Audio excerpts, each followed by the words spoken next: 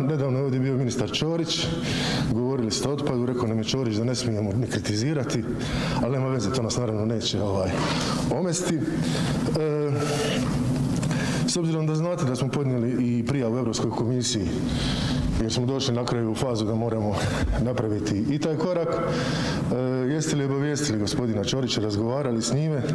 sa čovjekom koji već biti odgovoran za tu prijavu više nego vi, jer je prijava bazirana na ekonomskoj osnovi, a on je taj koji je potpisao povećanje od 20% i poslao pogrešne podatke izrađivaču studije izvedivosti. Jeste li možda razmišljali da obavijestite premijera da je na taj način ministar Ćorić u biti ugrozio i proračun Republike Hrvatske i proračun županije?